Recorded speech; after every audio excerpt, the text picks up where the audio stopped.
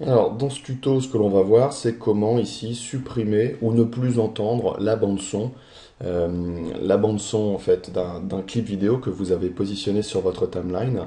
Et on va voir qu'il y a différentes techniques qui permettent de conserver la possibilité eh bien, d'avoir le son, de l'utiliser ou pas dans le futur.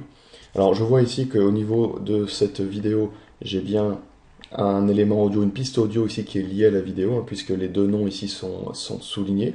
D'accord? Plus le V pour vidéo, le A pour audio. C'est donc un couple. J'ai un lien ici entre l'audio et la vidéo. Première possibilité pour ne plus entendre le son, c'est tout simplement ici de prendre la ligne jaune qui gère le volume, en fait, donc le niveau audio, le volume audio, hein. Et donc si je tire cette ligne jaune vers le bas, jusqu'à moins l'infini décibels, eh bien je n'entends plus rien.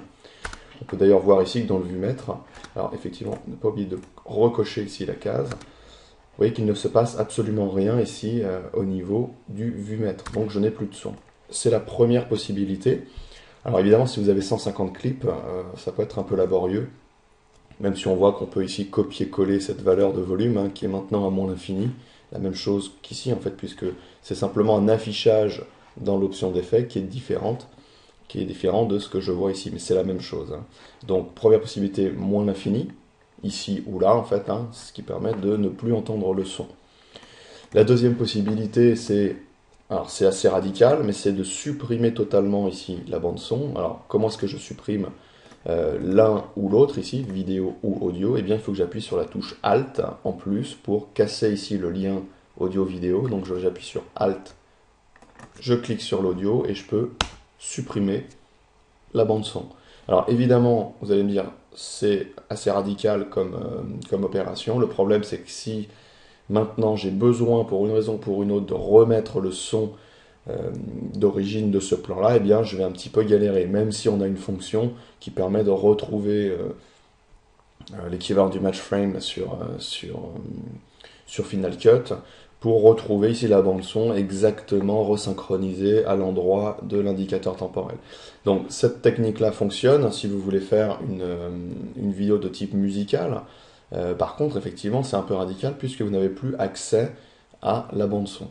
Donc ça fonctionne, Alt, alors j'annule, je reviens en arrière. Donc la technique c'était d'appuyer sur Alt, je clique sur le son, je supprime. Bon, c'est une technique comme une autre, mais attention simplement quand vous allez devoir finaliser ce montage. La troisième technique que moi je privilégie plutôt, c'est de désactiver ici ce plan audio, cette bande son, puisqu'elle ne m'est pas utile. Alors ici je peux la remettre à 0. Hop, voilà, le son est à 0. Donc le plus simple, je ne sais pas si je vais garder cette piste ici audio dans mon montage. Le mieux, c'est tout simplement, donc Alt, je clique sur la bande son pour ne sélectionner que la bande son, clic droit, et je fais ici activer ce qui est déjà activé, c'est-à-dire que je désactive mon plan. Il est toujours lié à ma vidéo, mais je ne l'entends plus. J'ai beau ici bouger, vous voyez qu'il n'y a absolument rien qui se passe dans le vumètre.